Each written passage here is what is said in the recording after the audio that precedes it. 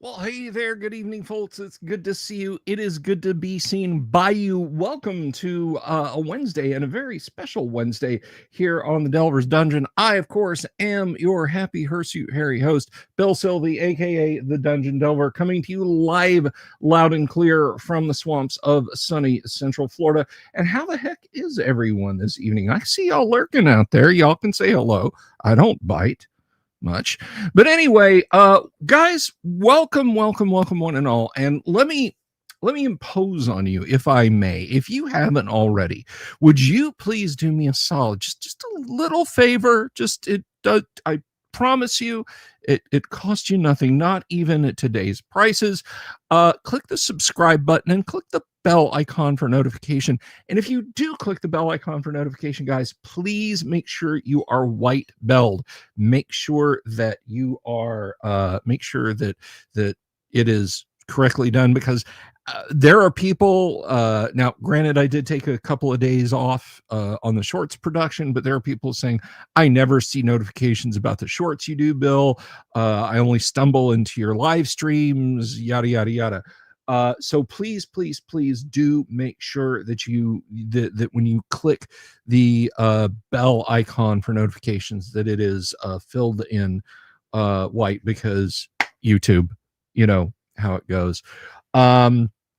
Of course, tonight's live stream is brought to you by me, the Dungeon Delver. We have some excellent merch, guys. It is linked down below. You can check out our awesome merch with our beautiful logo designed by Tracy Lesh, in the style of the original Dungeon board game. I'm talking 1976 Dungeon board game here. Tracy came out of that era of TSR, and he has created a beautiful piece of art that looks good on pint glasses, t-shirts, hoodies, mouse pads, everything you can get over on our spring store. Okay, don't miss out on that. And of course, by the letter C, which stands for CROM, the Character Record Organization Manager for first edition AD&D. It is the last word in first edition character generation and curation software.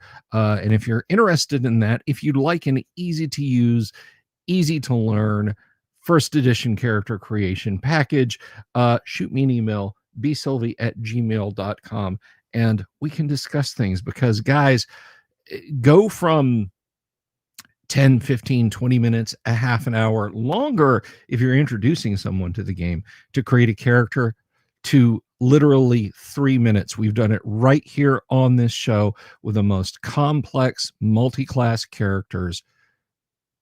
Double click on the icon to saving to HTML, ready to share, print, whatever you need, guys. Crom is the bomb.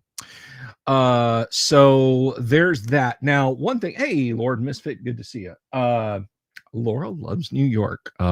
She's posting from the green room. If you're with us, Laura, flicker the lights. No, don't do that. They're bad enough.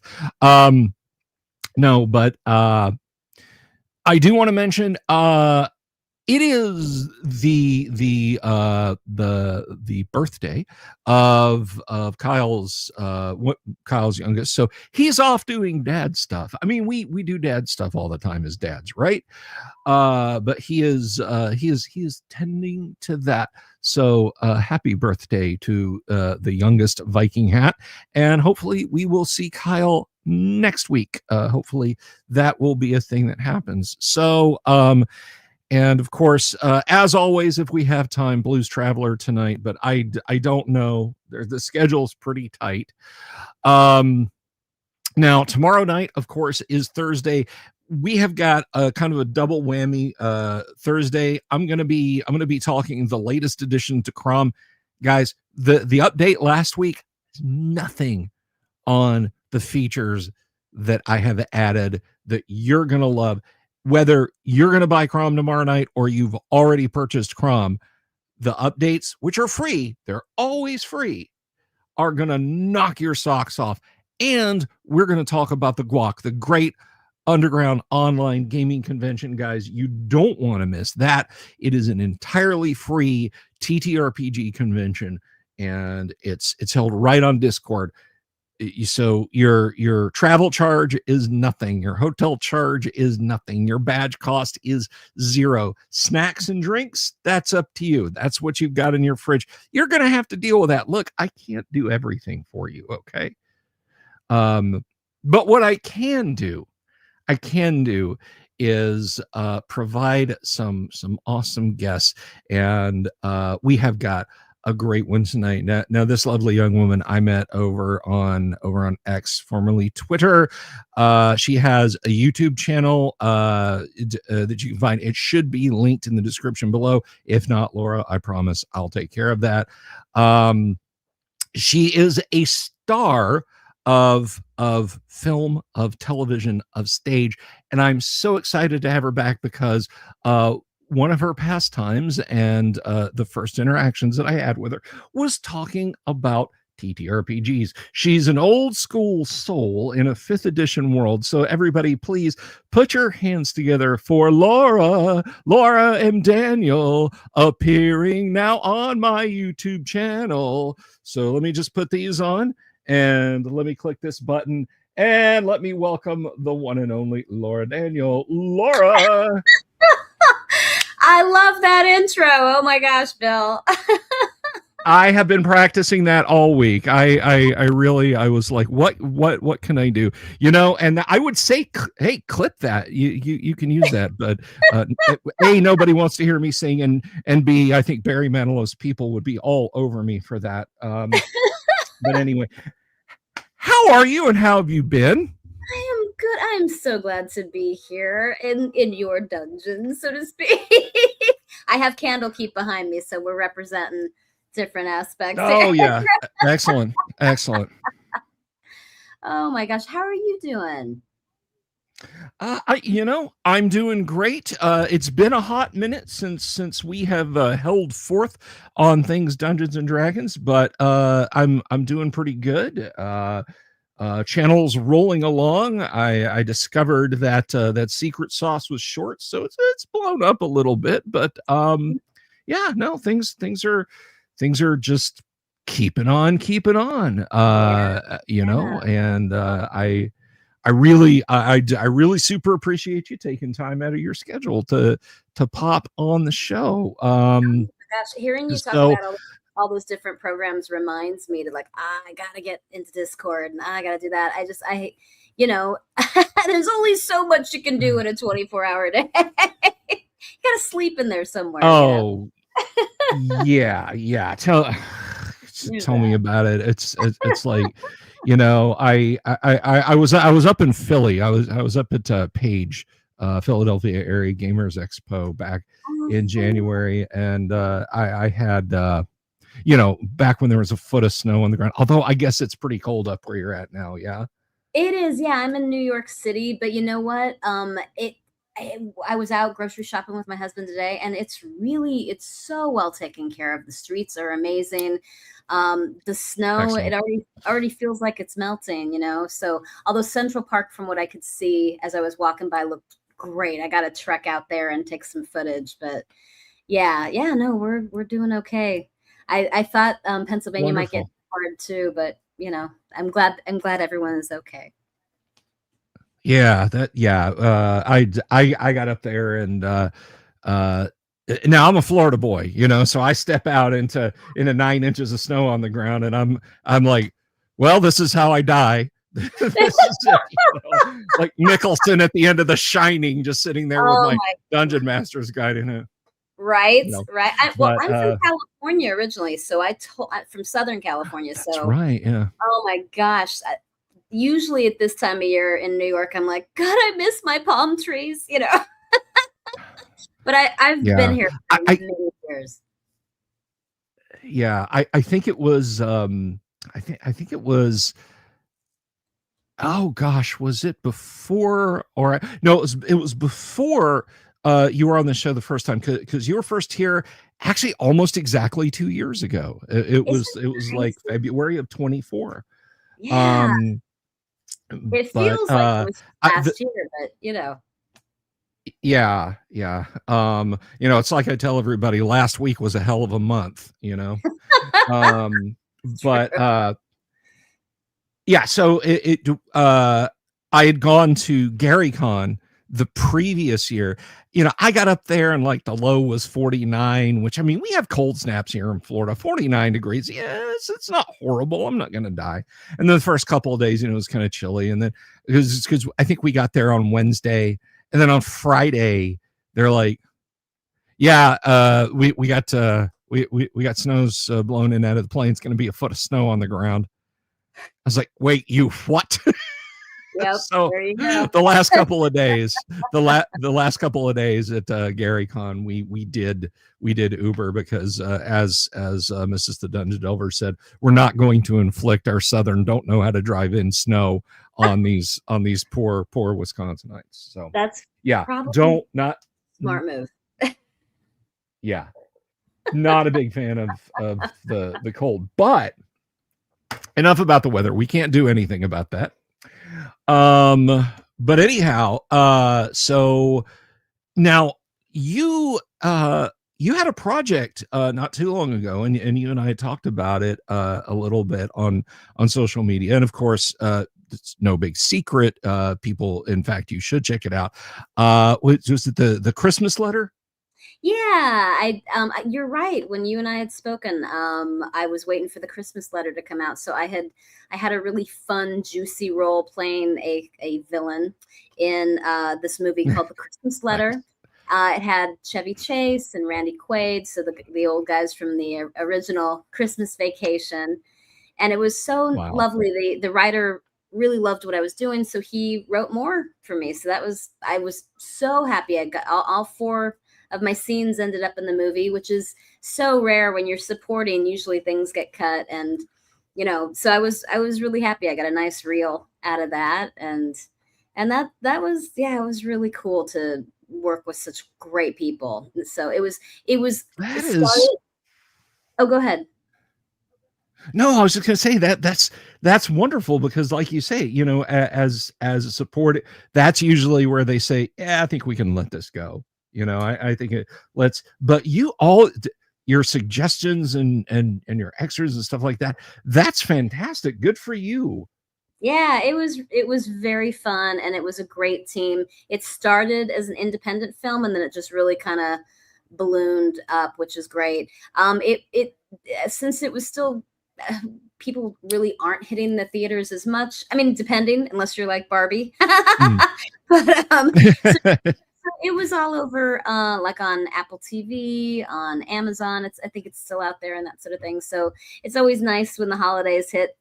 People are looking for something fun, and it's just a goofy Christmas movie that does have a good message at the end. So I was really really happy to be part of it and met some amazing people. Yeah, and it's all who you connect with in this business, and that's a wonderful thing. Oh yeah, there you go, popping it out there. Yeah, Thank you there for you go. There's the link if you guys that. want to check that out.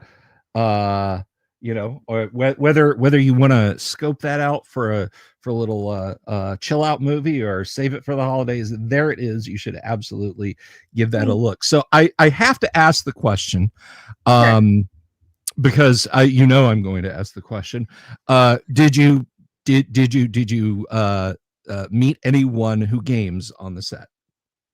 I didn't, which is a shame because there's a lot of downtime while you're waiting for things to change and move.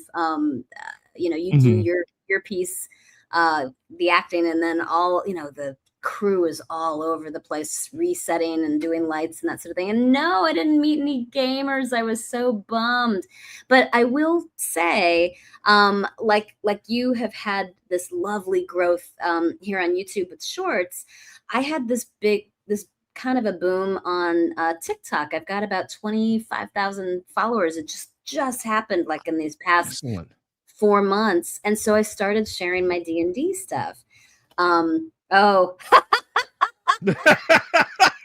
I'm gonna let Laura handle that one. I'm I not will touching it. say I will say that I didn't work with that individual, but I heard stories. So yeah.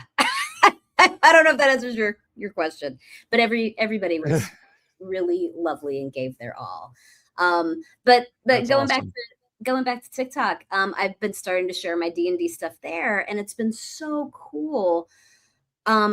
Just sort of interact, because most of what I do on TikTok is Laura Loves New York, which Bill referenced, Right. and that's me running around New York City and filming. And a friend of mine had written me this really great jingle, cause Laura loves New York. And so I end all of my videos with that. And for some reason, people just really seem to like it on TikTok and Instagram. And so I've been starting to share it on the shorts here on YouTube, and just sharing how much I love the city and my positive view of it, and cool people that I meet. And it's been so wild, Bill. I'll have people like about once a week, somebody will be like, "Oh my God, are you Laura Loves New York?" It's like 8 million people, and I'm running into these people who've seen my thing. But so what I've been starting to do is share my love of D&D, because we game every weekend. My husband and I co-DM, and I got into dungeon mastering because I wanted him to be able to play. He's been playing since first edition, so he could tell stories with you, but he's camera shy. So I picked it up, and I started sharing it, little posts on Instagram, little posts on TikTok, and people are like, wait, oh, I love D&D too. So I definitely let them know about this, because it's like, oh man, you've got a wealth of knowledge and experience. I've got my stories, and I'm like, we're just gonna talk and have fun. You know? Absolutely, absolutely. And Laura's friends, if you're out there, you can say hello in the chat. I promise you, you probably won't catch anything from my regular stable of viewers. Well, you know what you got to do now. If you really want that to merge, far be it from me, but you got to check out. And this is not an endorsement, by the way, YouTube and anybody else watching. Like, go to the Complete Strategist and do a short there. Yes, I actually have filmed a lot Yeah. of stuff there, and I just haven't edited it yet. Ooh, I can't wait to see it. Yeah, oh God. It's so old, and it's been in the city forever, and I'd love to interview the owner. I just kind of keep missing him. But he's usually there. I gotta tell you, that was so cute. I was there in the fall, and it's funny because in New York you kind of get sectionalized. You get it in your little neighborhood, you're going where you're going. So it's always a special trip to go to the Complete Strategist. And my husband and I walked in there, and we're looking at the figures and the dice. Because I'm a dice hound. I love my dice. No, I get it. I get it. It was so cute. This father and son, I think the kid was maybe 7 or 8. They walk in, and the kid's like, "Oh, wow, Dad." And his dad looks like, "Oh, it smells just like I remember it." Made me laugh so hard, because that store hasn't changed in the 20-something years I've been going there. It's an old staple, but you gotta support your local hobby shops. What's the hobby shop you have? Do you have one around you down in Florida? So the one that I favor the most, I absolutely love it, and I insist, if you make it down to the Sunshine State, you let me take you, you and Mr. Laura M. Daniel down there for a drink, because they do have a place in the back for adult beverage. It's a Gods and Monsters down here. It is a geek bar and comic game store extraordinaire. But they're right down on Tourist Road. Todd and Anna, wonderful people. But it's on the other end from me. Like I'm up in kind of like the northeast corner of Seminole County, which means sweet FA, but I'm a good probably 20 or 30-minute drive from that end of town. I will make that drive, because as you accurately point out, you got to support your local stores. Look, whether you're in a city with 8,000 people or 8 million people, those brick and mortar gaming stores, you get a wild hair at 3:00 in the morning, and you click, you want to go to Amazon and buy something. You can, but get some sleep and go to your local shop. Am I right? Yeah, totally. It really feels good to support your local hobby shop. We went down there because the strategist had holiday hours. And so we went down there a few times. And I got to tell you, the week after Christmas, they were just, the shelves were almost empty. They'd been so, I they'd can had, believe it. yeah, it was great. And it was nice to know that that was happening. So, but we try to go down every few weeks and see if they got anything new in. And my husband and I are really into painting, which we've started to share with some of our players, painting minis, because we do. Cool. I'm going to be shipping you some of mine. No! Anyway, please continue. It's just fun. My wall of shame, Laura. I know. I was like, oh, is there a way I could bring my dragons out? But tiny New York apartment, and they're kind of in the other room. So, but so do you paint as well? Yes, I'll go in fits and starts. Like I'll break out the airbrush, I'll get the paints. I got a little paint agitator to keep my paints alive, and I'll fill the table, and I'll knock out a few miniatures, and then I'll act like painting what? Painting the walls, painting the ceiling. What do you mean? I don't know what that is. And unfortunately, the stretches tend to be a little bit far apart. But when the muse calls me, I will dive straight in and start putting some paint on some minis. And one of the things that I think it, and I want to pose this as a question. First of all, I think something, and maybe you found this is true. I think something that intimidates people is, and whenever anyone asks me, hey, I want to get started in painting, how do I do it? The first thing I tell them is, do not go to expert painting websites. Do not go to Cool Mini or Not, and look at the high-end minis thinking, I'm going to do that. It will crush your spirit, because you will not do that. You will not do that out of the box. You can work up to it. Mm-hmm. But I find, generally speaking, and unfortunately my minis are down a shelf, or I would grab one of what I'm talking about, that especially if you're talking about monsters, like oh, I've got 40 kobolds to paint because there's a kobold tribe in my next campaign. Nobody cares about detail. Don't spend 3 hours painting kobold number 15, because nobody's going to pick him up off the table and say, ooh, this one really speaks to me artistically.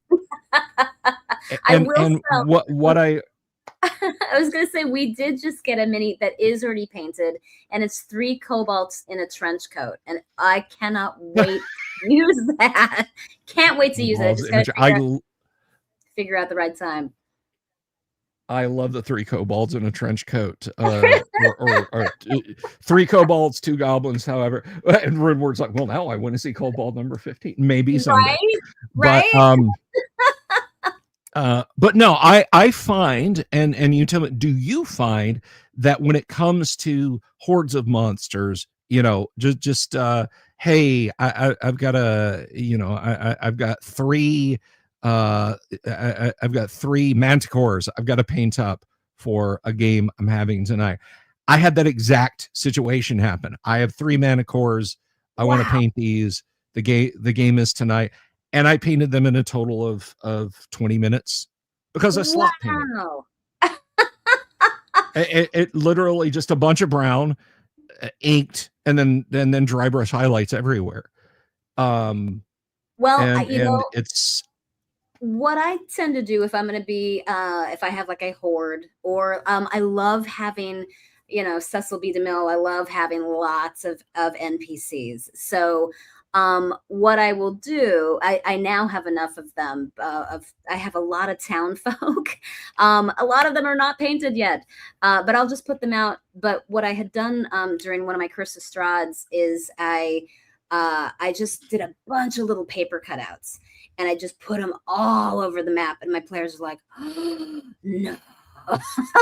Because they knew they were either going to they couldn't throw the fireball they wanted to throw, because they had to be aware of the townsfolk. So it's fun how creative that we can get as we do the tabletop stuff.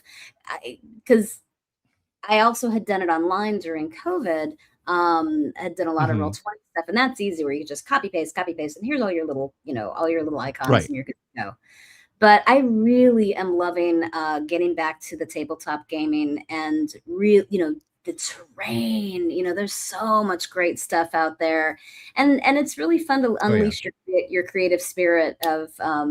I had done, like I said, with Curse of Strahd, I sort of riffed on the Wicker Man, and I made this giant paper Wicker Man that was going to be part of it, and very, very, very fun. But I can't remember, Bill, if you mainly do a lot of online dungeon mastering or if you do both. Right now with the live stream show, of course, we do on Tuesday, and then we just finished a very long run of Gamma World on Fridays, and we switched over to we switched over to Blade Runner. We're playing the Free League Blade Runner game, and then I have a private Monday game that we run. So right now it's very online. But that's something I hope to change in 2026 to get to go touch grass, as the kids say, Yeah. to get out there. Because I mean, I've got piles of terrain and shelves of minis, and yeah, I can put that stuff on camera. But there's just something about seeing people's faces light up when you pull the black cloth back and there's all the minis and there's the evil high priest. You spent 19 hours painting and you practice the speech, and then the character shoots him with a lightning bolt and you're like, well, shit. Yeah. just throw them back on the shelf. Thanks. Yeah. That was a month's worth of work. But I'm trying. I was going to say the cool thing with online gaming is that you are able to play with people in different time zones in different states. Like I have family in California, and it would be really neat to be able to run an online game where you're like, again, on different time zones. And it's just, it's that collaborative spirit, which is so fun. Yeah. Yeah, it really is. And my Monday night game, it's I've got folks in Seattle and Portland, Kansas City, Georgia, United States, Georgia, not right. Southwest Asia, Georgia. Although people pop in all the time. Hi, I'm from I'm from Turkey. We had a gentleman pop in a couple times from Istanbul. We've had some folks in the chat from as far away as Taiwan and Japan. So it's. In the words of Buckaroo Banzai, people are going to come from all over. Yeah, I love it. And I see Hagar mentioned the Blade Runner. That sounds like a lot of fun. The Blade Runner game. Yeah, it is. It's really atmospheric. I think it comes down. I mean, any game system ultimately, and I want your opinion on this. Any game system ultimately comes down to what the game master and players put into it. What is the buy-in? Yes. And do you find that to be the case? Oh yeah, I think everybody's gotta. It's funny, I was thinking about that. I'm like, everyone's got to agree. It's like improv, it's like you're gonna yes and it's funny. I think I had done a prompt of like, okay, you get a message and to go off to this other city and help save the day, and one of the players said, well, if we say no, I mean, we're not going anywhere, so we might as well do it. So yes, as the game master, you've done so much prep, and you're hoping the players will say yes and let's go do this. So yeah. Oh, without a doubt, without a doubt. And that's the discussion comes up about railroading a lot, and I had a good talk with a buddy of mine, Paul Stormberg, fascinating guy. But Paul, he said,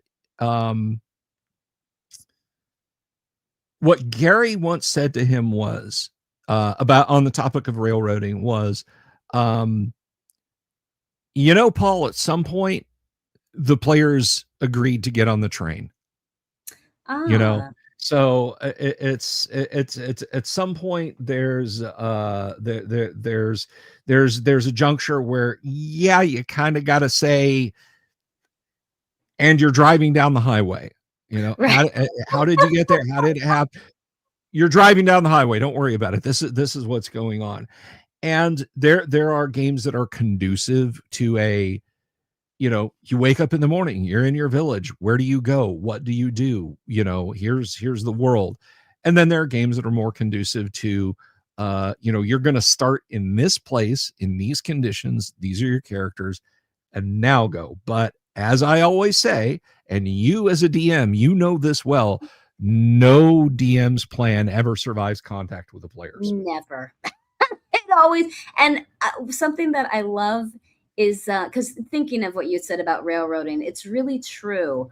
And it's interesting because some of my players have started to test, have tried wearing the DM hat this year, and it's been so cool to see them explore it and see, oh my God, how much work goes into this, but also see how you have to, as a DM, at one point let go of some of the ideas that you had, where it's like, oh man, I really wanted them to do this, but players, everybody's got their own autonomy, and so they're going to want to try something different. And the cool thing is it might elevate it beyond what you had hoped. Now, granted, when we create and when we plan, we have a beginning, middle, and end. And so we're hoping the players will get to this particular end, which is probably why we're trying to gently guide them in that realm. But it's funny, when you mentioned the train, it made me think of the Concordant Express, which is the Modron train, which showed up in 5e. I can't remember if it was actually in 2e, but very fun. I don't know if you ever have you done Planescape? I love how you do Gamma World. You got a lot of the sci-fi stuff. Yeah, a lot of people have pitched Planescape to me. It's not one of those that I've gotten around to yet. I'm of the mindset that if somebody came to me and said, "Hey, do you want to play X?" Absolutely. Just don't ask me to run it, because as long as I don't have to GM it when I show up, and that's not a comment on the quality of it. That's a comment on, I don't want to be a forever DM. Oh God, I hear you. I hear you. I want my headstone to say, "Here lies Bill Sylvie. He got to play at least once. He got to play. He got to play at least once." But yeah, no, I have heard of Planescape, but I have not played it. So, but I do know Modrons hit in first edition AD&D in the in Monster Manual 2. They were a particular critter that Gary thought up. Yeah. Amazing. They were they're all the way back there. That's so cool. Yeah, I love the history of it, the history of D&D, the lore, Oh yeah. I and that's something that I try to, when I do the shorts, when I have some of the alumni from TSR on the show. The first interview I ever did was with Gary, and I put that audio up on YouTube. And I'm friends with his daughter Heidi, and she's kept the flame burning there in the Legion. Which, by the way, before I forget, yes, I'm going to put you on the spot in public. Do you do a gaming con scene? Do you ever hit gaming cons? I haven't yet, but it's definitely on my wish list. My husband and I have talked about it a lot. It definitely is on our wish list for sure. We both juggle a lot, and so just haven't made it happen. But it will. Well, it will. Let me pitch one to you. Yeah, and you're not going to have to deal with a foot of snow, I can promise you. It's in Lake Geneva. It's in the summer. EggCon, Eat Gary Gygax Con. Heidi, her husband Eric, they have put together a great little convention. It's not like so huge you'll just lose yourself and struggle to find things to do. That's not an endorsement, not a paid endorsement for me. I went last summer and I had a ton of fun. Oh, so that sounds cool. Just saying. Yeah. Lake Geneva is a beautiful little town. Oh yeah, definitely. Yeah, send me the info. That would be great. Yeah, I will. whenever, I absolutely will. whenever you talk about Gary Con, or like, I definitely, see all the other cons. I'm like, oh man, I gotta do that someday, for sure. Well, One of these there days. there you go. There you go. There's your itinerary for the summer. I'll see you there. Maybe, hopefully. But anyway, so yeah, talking about Planescape, talking about scenarios can be railroady, good, bad. But what do you think as far as what trumps the other at a table, player agency or game master setting and campaign? Player agency, or I mean, I feel like they both have to work together. I feel like it's interesting because I ran Baldur's Gate with the Descent to Avernus, and I think player agency is more important. I really One of the Mhm. things I love about DMing is I learn every time I do it, and I've been doing it a very long time.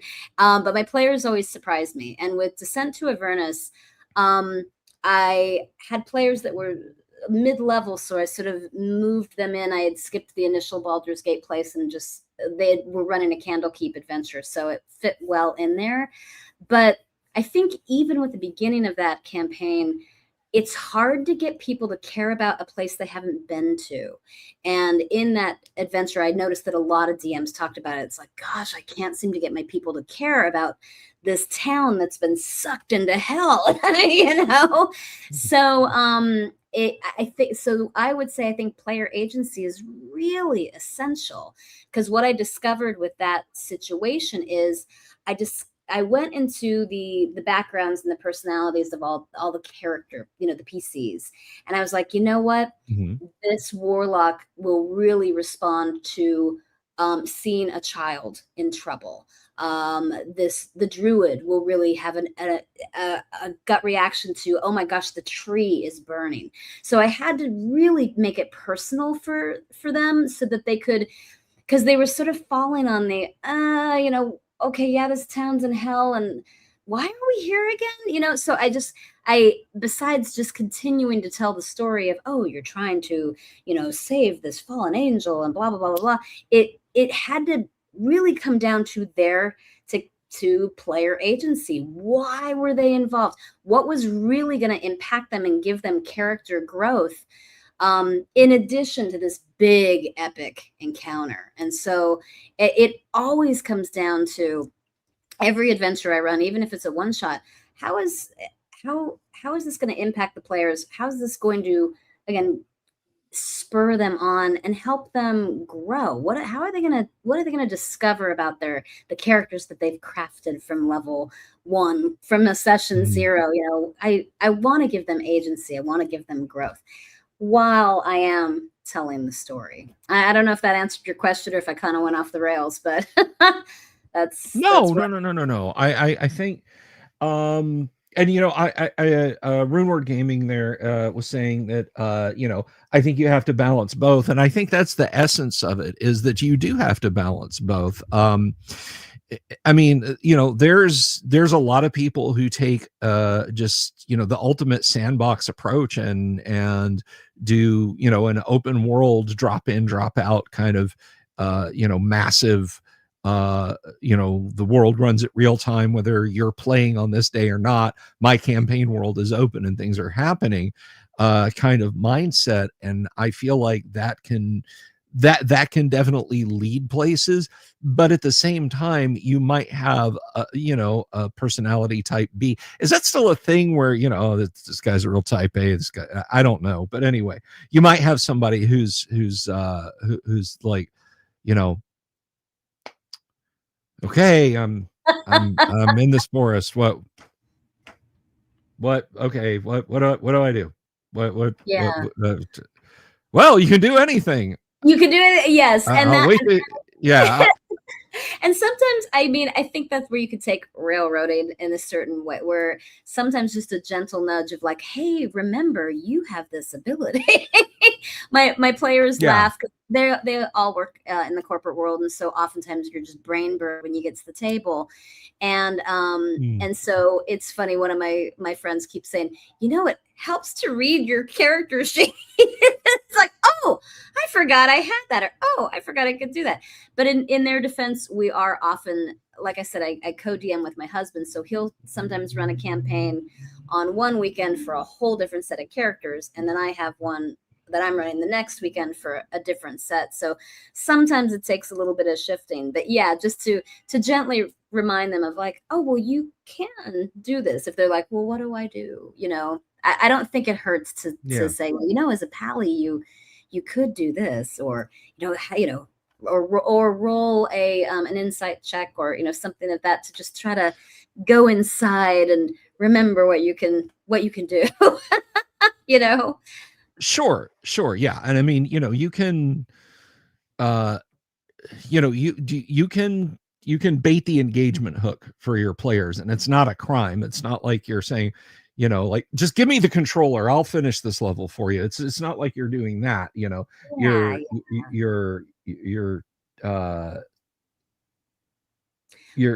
giving, it's just a gentle push, I mean, I hate to make comparisons between D&D and video games, but I mean, think of sandbox open world games like the Far Cry series, or Skyrim or something like that.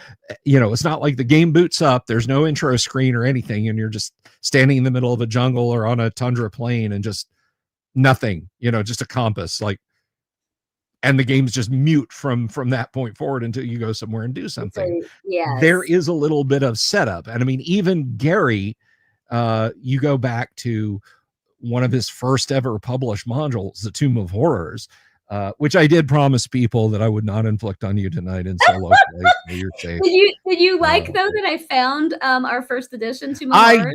Did. That was wonderful. That was absolutely lovely. A well-loved copy of Tomb of Horrors. I was telling my husband that you do a lot of first edition and second edition. He's like, oh, I've got the Tomb of Horrors. So good for him. Yeah. But yeah, I mean, even the old modules set you up with a premise. It's like, okay, why are we fighting these giants? The module doesn't say, oh, there's stuff in there that says, well, the Grand Duchy of Jeff has been beset by giants, and Duke Owen III requires you to rebuke the giants. And as you play the modules, you find out it's not just giants hanging out in a log fort that they made. They're under direction of the Drow. That is when the Drow were first introduced into D&D, was the Giant series. And then you go, okay, so let's go after the Drow. And you go, and suddenly it's not just fighting giants in a hill fortress or a mountain cave. Now you're going deep down into the earth to fight the Drow. Now you're hopping into the abyss to fight Loth herself. Yeah. And so that cool. is it can just be a simple couple of paragraphs. It doesn't need to, but it needs to be something. Totally. A rumor from a village. I heard there were goblin men a day's ride east of here. Well, okay, but exactly, you're not putting the party on a railroad track, because at that point they could say, yeah, we don't want any truck with goblins. We're not going there. We're going west. At which point, you break out the random encounter tables, and there you go. Then the dice get to tell a story that neither you nor their players were expecting.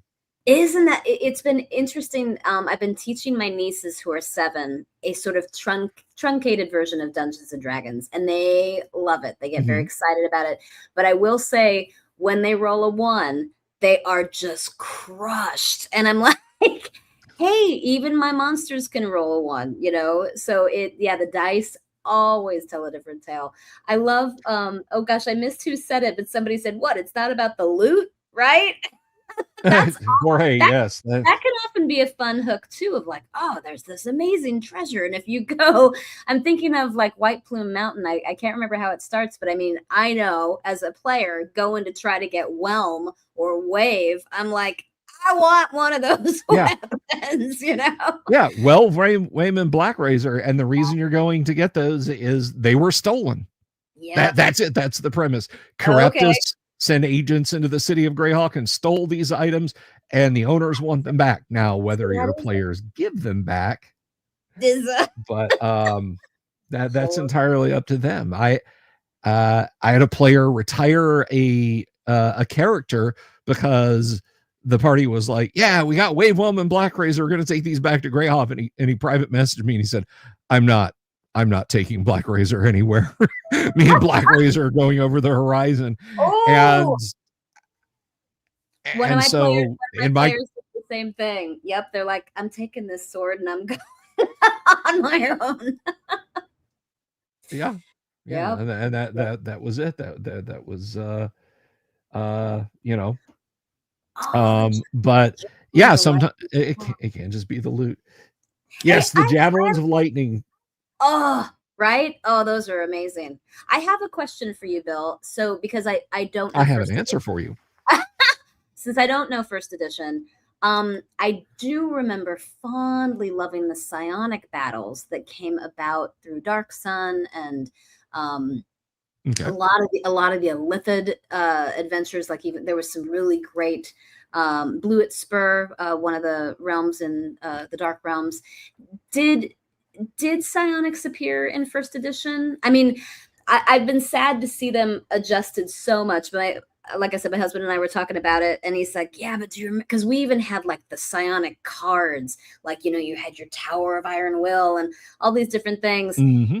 And they have, again, 5e in 2024 have made it much faster, definitely have made battling a lot quicker, but sometimes I miss those old, again, the old psionic battles of where I had like 12 cards of all the different things I could do to, you know, to be psychically battling like a great psychic battle. Did they have anything like that in 1E? Did psionics exist?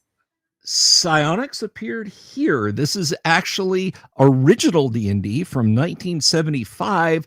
This is Supplement 3, Eldritch Wizardry. This is where psionics first got their due. Now, the Mind Flayer, the Mind Flayer that of course everybody knows the Mind Flayer, but the Mind Flayer actually appeared in the magazine that preceded the Dragon, called the Strategic Review, was where the Mind Flayer showed up, and it listed his power as a mind blast. So they were, no pun intended, thinking of psionics even before there was an official supplement, in this case Eldritch Wizardry.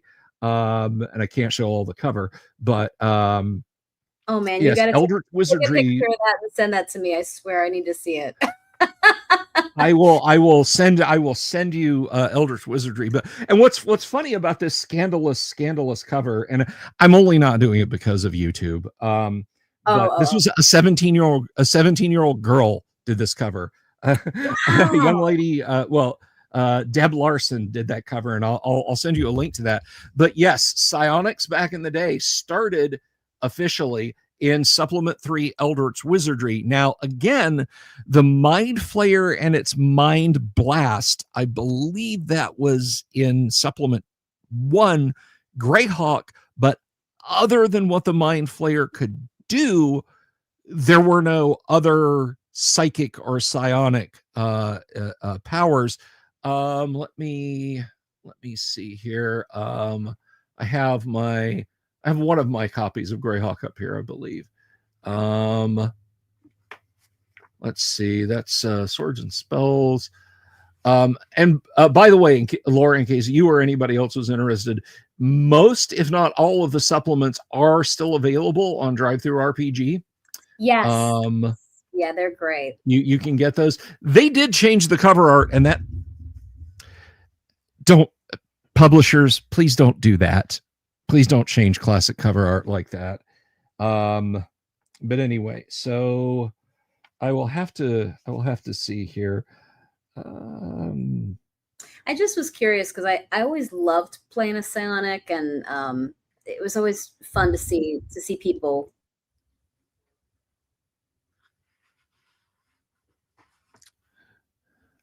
5e, I think it's more Uh-oh. of a sorceress thing. Okay. All right. We lost it there for a second, but yeah, psionics are one of those things that I think, particularly in older editions, you got to be careful how you handle them, and they do require a couple of tweaks. But I mean, what rule system doesn't, right? Right. You know, I mean, but yeah, I think psionics, no pun intended, can be a lot of interesting times. Now here's something. Now I remember posting this on X back a couple of years ago, and it surprised the heck out of you. Maybe you remember this, maybe you don't. But yellow mold and gray oozes can both attack and be attacked psionically. You can be psionically attacked in older versions of D&D. If you're going to throw psionics at your players in your 5e game, I'm afraid I'm going to have to insist that you have psychic yellow mold and psychic gray ooze in there. It's like, oh, that's just a gray ooze. We just burn that. Brap. You know, it erases your brain. Yeah, I'm curious to see if it gets an upgrade, if they expand upon it, or if they try to improve upon it in the new editions. I'll be curious to see what they do. Yeah, that's it's going to be kind of interesting to see where they go. You know, I'm still. And the beautiful thing about drive-through and about Wizards finally unclenching after 2023 is you can get whatever D&D you want. I mean, you know, I put on a big kayfabe about only old D&D, get out you new D&D likers or anything like that. But ultimately, you can play the D&D you want. They will sell you a rule set. Yes. You know, there is any number of avenues, and I mean, hey, as long as you're as long as you're enjoying it, then that's all that matters. I love that. So you mentioned terrain, and so I got to ask you, because surely you can cram this into your apartment in New York. Have you thought about like 3D printing or anything like that? No. Well, maybe, yes, sort of, yeah. Because you get specific with what you want to create or what you want to use. But I mean, but so far, we've been having fun with Monster Fight Club. They have some really good stuff. WizKids, of course. I mean, I'm trying to think of some of the other ones. We have a lot of it, so we've been able to sort of play with it as well. So like I have a cave setting. We also have a lot of old dwarven forge, which I just love. Same, yeah. Oh my god, and their craftsmanship is just amazing. So usually I can take just different pieces from all three of those: Monster Fight Club, WizKids, and Dwarven Forge, and craft what I want, whether it's a forest, something subterranean, and then we've got these great mats for, like, you know, lava, acid, water. We're currently running a salt and sea campaign, so a lot of underwater battle, which is really fun. I love that sense of 3 dimensions, which is hard. Or well, yeah, up above. It's hard to do that on a tabletop, though, of like, okay, you're fighting, a shark just kind of came overhead, and all right, there you go. But it's like flying. You got, you know, the flying battles as well. So yeah. Oh, for sure. And you know, you mentioned a lot of great terrain companies there. I find if somebody my age or about my age says, "Hey, Bill, should I buy $200 worth of terrain, or should I buy a $200 3D printer?" 9 times out of 10, I'm gonna say get a 3D printer. But so you know, if you have one, I have 4. Oh my I God. have a well, I have a I I have a filament printer. I have a filament printer that prints on the plastic. Um, and then I have 3 resin printers that do the much higher resolution resin. And it's like I tell people, when you're printing with filament, the hobby is robotics. The byproduct is miniatures and terrain. When you're printing with resin, the hobby is the production of hazardous waste, and the byproduct is miniatures and terrain.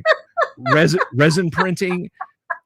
Laura, we have a saying down here in Florida, and I'm sure this is probably true when you live down in California, maybe even in New York. It is better to know someone with a swimming pool or a pickup truck or a boat than it is to own a swimming pool, a pickup truck, or a boat. It is absolutely true. With don't when people are like, what kind of resin printer should I get? None. Don't go get a resin printer. Oh, they produce beautiful stuff. If my camera would resolve better, I could show you some gorgeous professional, like, wait, you printed this? You didn't just buy this in a store.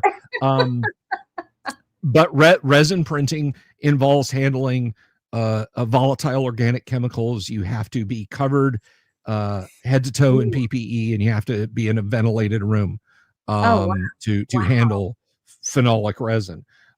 It's not it's not a let's get a resin printer for the apartment, hon. They will think you're up there making meth. They will be like, oh, look, the whites have moved in. But no, if you really have an itch for 3D printing, and most people think they do, they don't.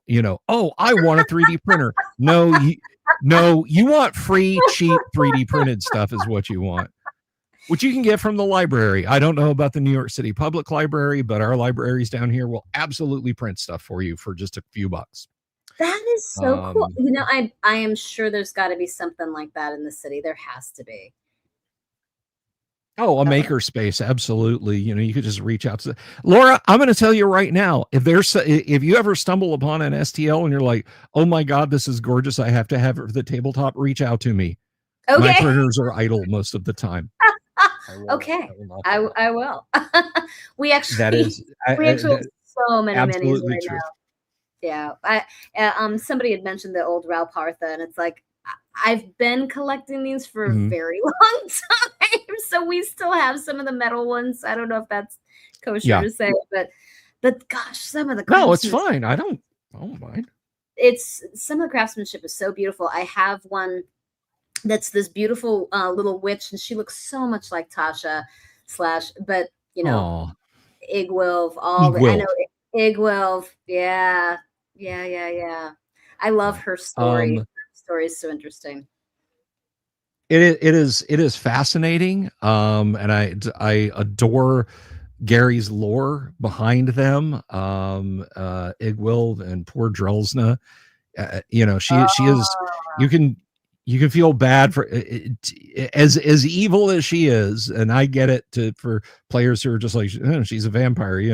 What was it? What's it? Anthony Hopkins' line in the 1994 Dracula? Oh yes, it was horrible. I drove a stake in her heart and chopped her head off. But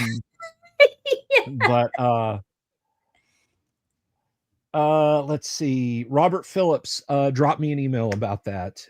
Please drop me an email about that. bsylvia@gmail. It's coming across. I would love to talk about that. But so it's Garrett. Yeah, but Gary's lore with regard to Drells and whatnot. But I was going to mention, as we were talking about metal minis, I have an entertainment Dungeons and Dragons metal miniatures annoying, heartbreaking story for you, and entertainment. Oh, okay. It's a 4-way cross riff. So I mentioned this gentleman before, and regular fans of the show, you guys know who I'm talking about. Paul Stormberg. Paul was approached by the producers of Stranger Things to tell them about the lore and history of Dungeons and Dragons. Paul does a kind of a guided tour at gaming events in Lake Geneva to Gary's old house, the basement where Dungeons and Dragons was invented. The lady who bought the house, Yolanda Frontenay, she did not know when she bought the house what the provenance of it was. And Paul told her, and she was like completely floored. She's like, I've heard of D&D, I've never played it. And he said, do you want to play some D&D? And she was blown away. So she actually bed and breakfast the house in Lake Geneva. She was just looking for an investment property. And so she lets Paul do the tours. Well, as it came around, the producers of Stranger Things were like, we want to have in the last scene of the last episode of the last season ever of the show. So if you watch that and you see all those miniatures out on the table, those are Paul's. Wow. Those are Paul's miniatures. And he told me when I got them back from Netflix, they were broken. No, oh my God. Some of his metal miniatures, not like smashed to pieces, but he said yes, there were a fair few of them that were broken, and I was like, that's I'll bring my crazy glue up next time I visit you. Yes, we have crazy glued many a thing, but just the history of that's unfortunate. Yeah. It's funny because in that last scene we got psyched because they were using some of the Dwarven Forge pieces that we have, but I laughed because I'm like, well, that they weren't created until the mid-90s. No. but they look. There's a lot of bad assumptions. Well, and one of the things like this cracked me up. There's a scene, and I gotta be careful. I want to pull this down and show this off because I'm very house proud. See, this is something you don't get, like on the regular talk shows. You won't see them just start disassembling their set to grab something. I know. I was like this close to pulling out the roper that I just painted, but I don't know where he ended up because he's drying somewhere. Oh, dang it! Okay, so in the season where they first introduced the Mind Flayer, Dustin pulls out this monster, not this specific one, but he pulls out this version of the monster manual, and he started reading something. They gave him dialogue that was actually from like an issue of Dragon magazine, not what's printed in the book. But this print of the monster manual is like the first one that was released in the summer of '77. This is like a first print run. Dustin would not have had this. Dustin would absolutely not have had this, like, first of 15,000 copies of the monster manual. So, but to go back to just Stranger Things in general, there was some liberties taken, let's say, with a history of D&D and Stranger Things, and we'll leave it at that. We'll leave it at that. But so the Dwarven Forge being out there. Yeah. It's all, I will say that I think it has inspired new generations to look into D&D, which is kind of cool. So it's interesting. One of the questions I get a lot from younger people who want to play is, how do I get started? And so I often recommend, either their school libraries or, hopefully they have a gaming community. But I think because of COVID, I think a lot of, I think a lot of kids are having trouble finding like who to play with. Like, so what do you recommend? How do you, it's interesting because some people are like, oh, I'm just a single player. How do I find somebody to play with? I'm like, well, I know that there's cool places you could go online, but it is that community. I don't know. I just was curious what you would suggest in that realm. I would say find a solid classic D&D YouTube show that live streams 5 nights a week. Subscribe to that guy and then I'm just kidding. No, I would say what my recommendation would be, you know, and like if I just look, because I wanted to make sure that because I know there were a few complete strategist locations in up the coast there, and I just wanted to make sure that there was still one. And I see, just like in New York, there's just at a glance 1 2 3 4 5 6 7 8 9 10 11 12 13 14 15 16 17 18 19. So I can promise you there is somewhere near you that does TTRPGs. Yeah. You know, go in and ask. Just look, and it doesn't have to be like, well, the store, you know, they don't sell RPGs. It's just a comic shop. I promise you, if you ask the owner, if you ask somebody who works in there, at the very least, they can probably point you to it, and then you go from there. This is going to seem a little odd. I don't necessarily recommend that you just look online.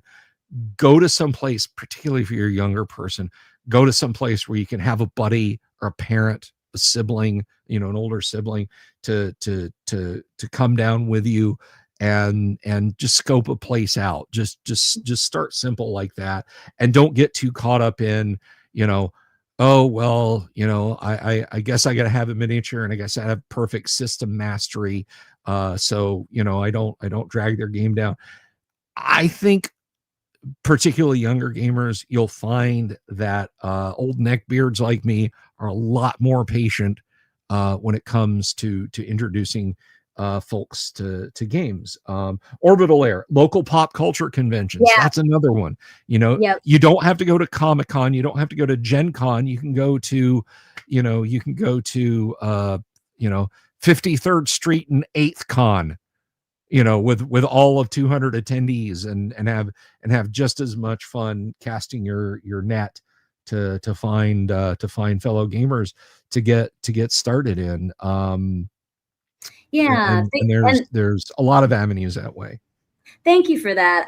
It's interesting because I think a lot of the people who either follow me on TikTok or whatnot, there's a lot of international folks, and or they're in small towns, you know, or in Pennsylvania, or, you know, wherever, like all over the place. And so since I don't know their area, I usually recommend a lot of what you guys are saying, like, you know, go to a comic book shop, or, you know, check out a hobby shop and that sort of thing. But it's interesting.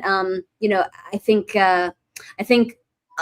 in this video game culture, I think a lot of people get focused on the, you know, well, just playing digitally, which is cool too. But there is such a neat, we all know there's such a great camaraderie that happens when you are around a table with players. I mean, when I first started playing, I was at the Pennsylvania Renaissance Fair, and so I knew some of the people. I was playing with the knights, I was playing with the stage managers, I was playing with the musicians, and because I kind of knew everybody, you felt comfortable. So I could see that going into a place that you weren't comfortable with, or, you know, you didn't know yet, you could still feel a little exposed. So I love your recommendation of going with an older brother or a parent, you know, and I've seen online people saying that, hey, yeah, I'm going to start to play this with my son or with my daughter. And there was a DM that DM'd like for all his 4 daughters. I'm like, that's freaking awesome. So I think it's just being open and curious, and again, checking out places where D&D might happen, like a comic book shop, like a hobby shop, and just asking, you know. So it's interesting because we do have to put ourselves out there as players and as DMs. It's a really interesting give and take, you know, and so collaborative and so fun. But I really love all the a lot of great response in the chat. So thanks everybody for adding your POV on that.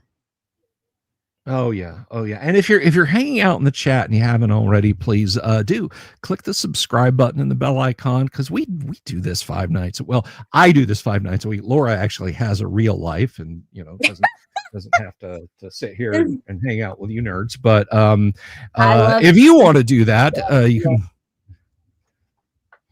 Oh, go ahead. You go. No, I was just going to say, do click that subscribe button. But we talked about this the last time you were here, and I want to get as serious as we ever get on the show, which is to say, not very. We kind of touched on this a little bit, but I think there is a perception that comes from certain directions, certain argumentative directions. I think people whose hobby is argumenting and fomenting discord rather than actually engaging in the hobbies that they allege to, and that is that there has been a big thick crudely lettered sign hung on the TTRPG hobby that says "No girls allowed," and that's a constant, and that you always kind of gotta I gotta make sure that they know that I know what a 20-sided die is. In getting into the hobby and continuing in the hobby, have you found that to be the case? I haven't. I feel really fortunate because, again, I think learning to play at the Pennsylvania Renaissance Fair on our off days, because I was part of the Shakespeare troupe and one of the singers, and I think everybody just was so welcoming. And so when I moved to New York, that just sort of continued because you find your tribe, and I never ran into that. And even in that first group of players, I mean, I didn't really think much of I think there definitely was another gal who was the stage manager, and there was another gal. So I don't feel like women were excluded, and I truly hope that that's not the case. I have heard stories of women who felt, or girls who felt excluded, but I would hope that that's not happening now. And if it is, I would just say, you know what, girls, form your own group and figure out a way to play, because I think that's why I love teaching my nieces about it. And one of my nieces just turned 16, and she's an awesome wizard. She throws those fireballs, like anybody's business. But my 7-year-old niece, they're so excited because I have a lot of shirts that have a lot of D&D stuff, and I have one that has 9 monsters. And my brother was cracking up because he's like, so they learned to say displacer beast when they were 4 because of their Aunt Laura. And he's like, I don't even know what a displacer beast is. So I've been trying to teach my brother and his wife as well, because they're like, they just see me go and we run all over the house. I did an adventure for them where for Christmas, where I hid their presents. Part of the things is they had to battle monsters to get to their presents. And so it was so fun. And they live up in the mountains. And so we were outside, we were inside, we were upstairs. And I love seeing their imaginations grow. And I hope that they'll keep playing. I hope they'll enjoy playing. And I do feel like there's a decent amount of women out there who do play. So I love what Michael had to say. He's like, we wanted girls to play. We wanted girlfriends who could enjoy things with us. I always feel so sad when I hear somebody say, oh, my partner doesn't like to play. I'm like, oh man, I always wonder why. But I guess it's not for everybody. Everyone's got different things that get them excited. And one DM I remember saying that he did a Jane Austen dungeon, and I'm like, that is freaking brilliant. That is taking something that he knows that the ladies in his life love and figuring out a way to incorporate it. And he said that it was a fantastic party. So I don't know. I thought that was very clever. And by the way, guys, don't Google Jane Austen dungeon. You don't want that in your search history. But anyway, that's Jorge says I prefer groups with girls in them. Guys behave a bit more. Yeah, I'm checking Michael back. Connor met his wife through gaming. Well, there you go. There is a lot of romance. A lot of romance that can happen in D&D. That is for sure. Oh yeah. Oh yeah. Both at meta and within the game. Yep. So yeah, I mean, I found, yeah, one of the things, the Gary was the first person I ever interviewed, and the interview I've got with him online, on the YouTube channel is, I said to him, towards the end of the interview, I said, okay, what are some Gygax rumors? What are some great, like, well, I heard this story and that story about Gary. What and he laughed and he said, that there are a ton of uh Gary stories, like, oh, I heard this about him and I heard that. But the one he said that he thought was the most hilarious was that he said that women have no place at the gaming table. And he said, my daughters helped me design D&D. They helped me troubleshoot D&D. I believe it was Elsie Gygax who named Dungeons and Dragons. He was, okay, honey, which of these do you like the most? And she was like, Dungeons and Dragons. So that's why we have so yeah, it has been, and I actually did a YouTube short about this, about the inclusiveness that has been, part and parcel of D&D from the get-go. Am I gonna get all happy joy and say, oh yes, everyone has a good time and no one is ever a jerk about who they game with? No, of course not. Of course not. But that is beyond tabletop role playing games. That is people being jerks, you know. Yes. And, Yes. And you yeah. you cannot publish a rule system that can make people not be jerks. Unfortunately, Yeah. not a tabletop role playing game rule system, but but the introduction to first edition AD&D in the Player's Handbook by Mike Carr, he says, that diversity of players is AD&D's, is one of the overreaching things about AD&D, and he goes out of his way to mention, that there are players from all walks of life who play D&D, and even a fair number of women are AD&D players. And that's probably a pretty radical thought to be putting out there back in caveman days of 1978, but it has always been the way. And it does my heart good to hear you say that's not something that you yourself ever encountered, because it gives me hope for the world at large, about the state of the hobby as it was and as it is now. And I love the fact that you had your nieces had to play D&D. Now, if their characters had died, would you have just taken their gifts home with you? Would you just been like, sorry, Well, Farvinius was eaten by a dragon. Farvinius does not get whatever is in this box. well, I definitely have, the rules are incredibly flexible when you're playing with 7-year-olds, at least in my Sure. game. And so I have, when they oof, as they call it, if they, if they oofed, I did allow for, like, oh, somebody had a resurrection stone, or being able to Sure. to find things in that realm. It's interesting with what you. I just wanted to kind of go back with what you were just saying, about the inclusivity, because it's something I have seen, online, again, of just different chatter of some people saying, they tried D&D and they had a DM who was mean, or something of that sort, and it totally turned them off from the game.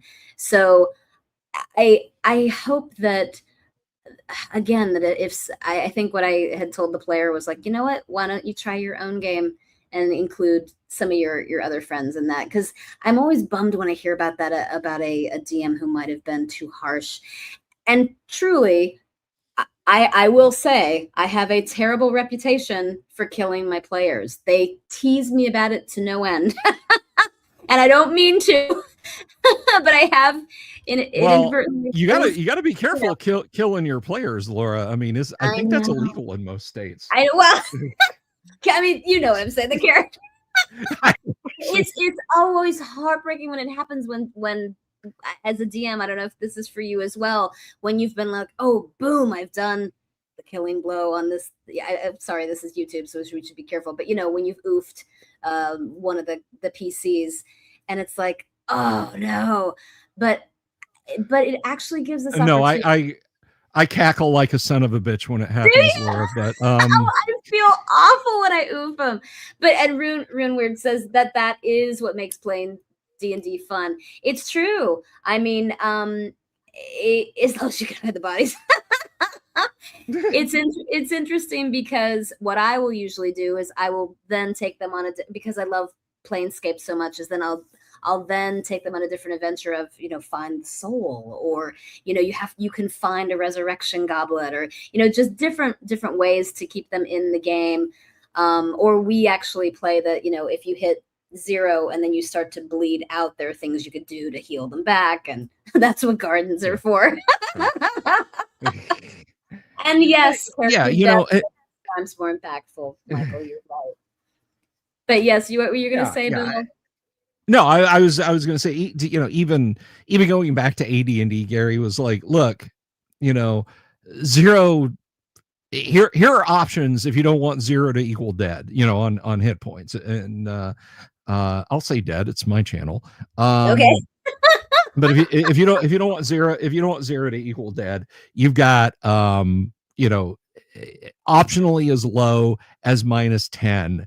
And as long as somebody can run over there and spend their round saying, I'm stabilizing Farvinius, yes, so they don't bleed out, then you hit them with some healing spells, you get them walking, and in a week they're back at they're back in the dungeon adventuring. That is an entirely cromulent way to run your game.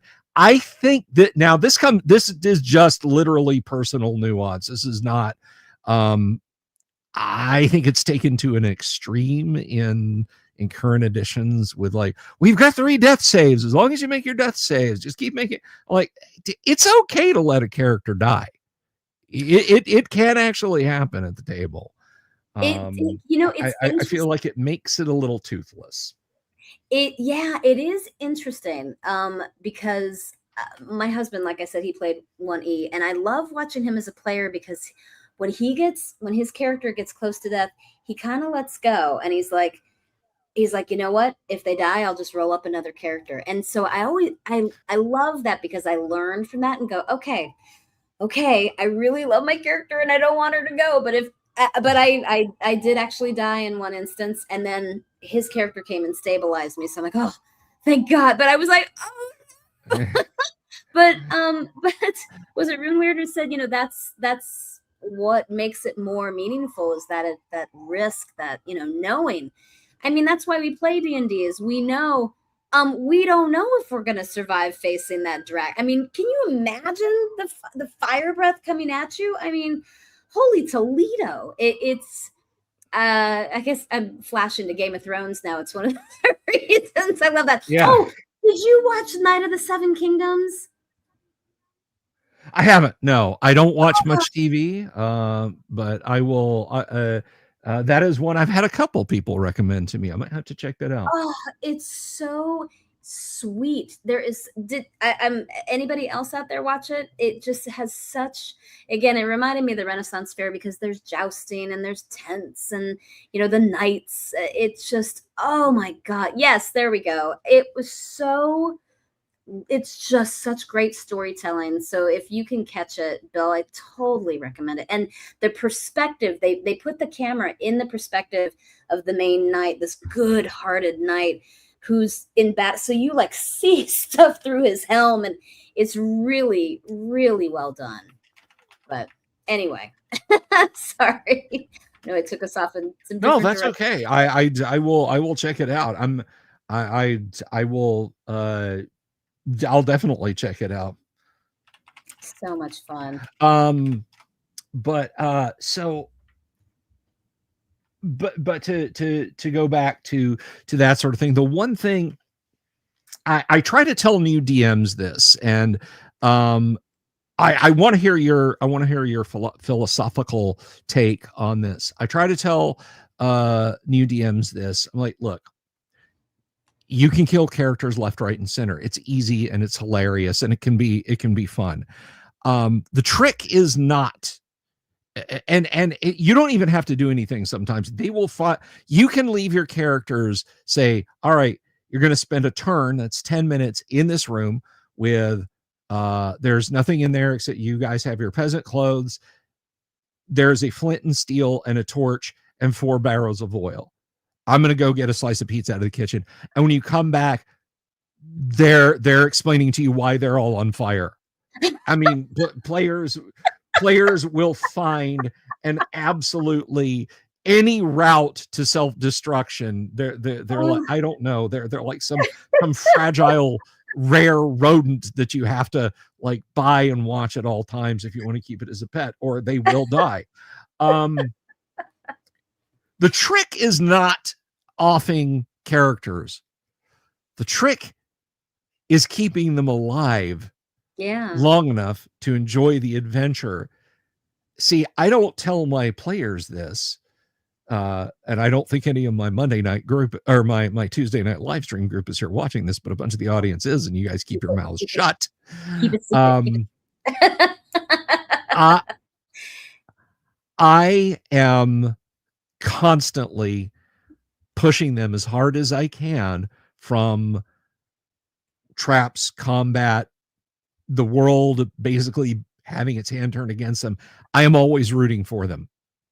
I will sit here and go, oh, you sons of bitches, you one shot my adult blue dragon. How dare you? All right, I see how it is. Just sleep with one eye open when you say your party's going to camp tonight. Inside, I'm like, yes, that was fantastic. Oh, that was so cool. The trick is play them as hard as you can, and not an iota harder, but not an iota easier. What are your thoughts on that? Yes, I definitely agree. It's an interesting juggling act, and especially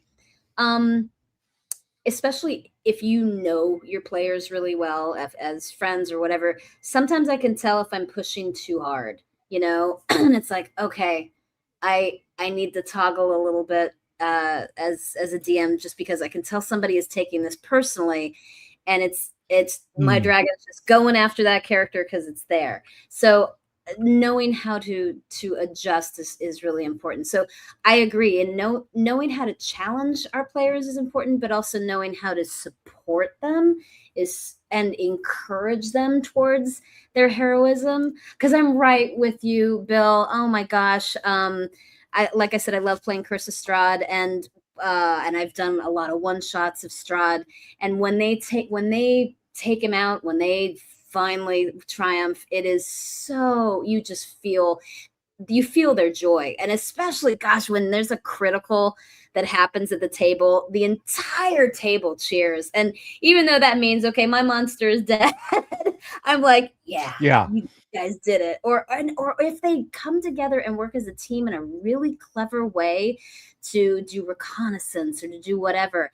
I do love that part of 5e and 2024, where you can give inspiration points, that sort of thing, of like, yeah, that was really clever. Because I don't know if those existed I don't remember them in 2e, but it's a neat way to give a little kudos to something clever. So AD&D, I'm glad you asked that, because a lot of people talk about that mechanism and oh, well, AD&D was so wargaming, and it didn't really delve into role playing at all, and that's not true. AD&D was the first role playing game that had a built-in, baked into the system mechanism for rewarding good role play.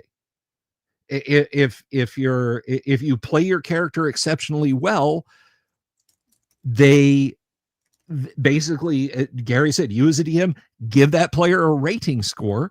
If they played exceptionally well, then when they level, they have less time and consequently less money they have to spend to train their character up to the next level. And that's a very important mechanism. So they have to, if they're like, well, nominally it's going to cost me 6,000 gold to reach the next level. So I'm going to play my character to the hilt. I'm going to, my cleric is always going to be pious. He's always going to be turning undead. He's always going to be healing whenever he can. And he's going to carry that religious zeal into the game. I, as a DM, am instructed, hey, make a note of that. Make a note of that and reward that play in the players, and it creates greater player acumen. It's a little different. It's a little bulkier, not in a clumsy way than inspiration points, but yes, it very much is. You know what I think is cool is I think it's neat that there are people who are wanting to play the first edition, the second edition. I mean, they want that flavor, and that's what they are committing to. I will say that again, like I said, my players have been with me a long time, and so as we started trying different things, sometimes they'll be like, I really preferred this, or but a lot of them seem to like 5e. It does seem to move things along. 2024 is still the jury's still out. I'm not sure I'm happy with what they did with the dragons. I like the dragon that has wing buffets and tail slaps, and that the claws are a different energy than the bite. And so I really wish I could be part of the gaming, the creative group. But hey, I wish they would talk to some of us old school players and say, yeah, I'm curious. All you guys in the chat, what your favorite version of D&D is. It's just interesting. I have fond memories of AD&D, that's for sure. Yeah, if you dropped me on a deserted island and said, hey, you can have one role-playing game, AD&D, every day of the week and twice on Sunday. If I can have 2, AD&D and original D&D. If I can have 3, AD&D, OD&D, and Call of Cthulhu. You get the idea. But I think for me, it would definitely include. Oh yeah, Pathfinder. I loved 3.5 also too, Michael. And I loved Planescape. It just was so imaginative, and the art was so great. They had this whole lingo. It was really fun and very, again, just out there. I definitely still create a lot of Planescape adventures within the new 5e, and they included it in I think the Keys of the Golden Vault, and a little bit in Candlekeep. I really do enjoy Candlekeep. I love Faerun. You're a Greyhawk guy, yes? I'm a Greyhawk guy, yes. Yep. Although I'm supposed to. I'm supposed to meet up with Ed Greenwood at EggCon this summer, so I better get my Forgotten Realms knowledge on. So. Yeah, if you need any help, let me know. I read so many of those books. I may. I will say for fun, I did have my psionic Aasimar when I played, and my husband DM'd. I had her come from Greyhawk, and because she was a cleric of Celestian, the Traveler. So, okay, right. Yeah, the traveling god. Well, I can definitely see Celestian saying, "Go out there, other planes and other realities." I mean, there you go. It was really fun. I didn't run it. My husband ran the Vecna campaign, and we did go to Greyhawk. It was really fun, just going to all the different worlds. He said that was a tough one, and that he was looking at a lot of different DMs and how they worked with some of it. But it's interesting. But anyway, I'm getting ready for the final Candlekeep level 16 adventure this weekend, so that's going to be fun. And what do you have coming up? Cool. You've got something coming up. So I'm just my Monday night game is the Against the Giants campaign. That one's been going for now. The Against the Giants arc has not been going this long, but that campaign's been going since 2014. I think. Oh my god, that's amazing! Wow. For just a minute or two, we've had a lot of players in and out, but and then here on the show, which I shouldn't have to tell you this because you watch my live streams all the time. I should watch your Yes. Oh, yes. No, the Tuesday night game we're playing the Slavers series. Ah. We're currently in A3, Assault on the Area of the Slave Lords, a great Mm, module by Alan Hammock. And then like I said, we just wrapped up Gamma World on, although right. I really regret not do is in the AD&D Dungeon Master's Guide, there is a whole section on how to, if you want to have Gamma World characters come into a D&D game, here's the adjustments you have to make. Or if you want AD&D characters to go into a Gamma World game, here's the adjustments you have to make. And I really regret not sending the Friday night game to meet the players of the Tuesday night game, to just kind of mash them together and be like, Mm. they have strange boxy wands, and when they point them at you, it hurts. But the so yeah, that's what I've got going on, and it's Greyhawk, you know. I liken it to being well, for myself and my fellow neckbeards, it's the 1971 Chevy Nova 2-door 350. It does everything you need it to. If you're younger than that, we'll call it the Honda Civic. It does everything you need it to. You can get as fancy with it as you want, or strip down as much as you want it to be. Runeward asks, wasn't there a module that had a Gamma World esque items in it? Yes, there is. There is Expedition to the Barrier Peaks. Have you ever played that one, or has your husband ever talked to you about Expedition? Oh, yes. Yes. Yep. Expedition to the Barrier Peaks. I'm sure I've played it many times. And he's usually I bought. Yes, I bought the hardback when Goodman did these. This thing weighs about as much as a car battery, but I got the hardback version of it, and yes, spaceships, aliens, ray guns, power armor, all sorts of hilarious ways for your character to die in Expedition to the Barrier Peaks, Runewords.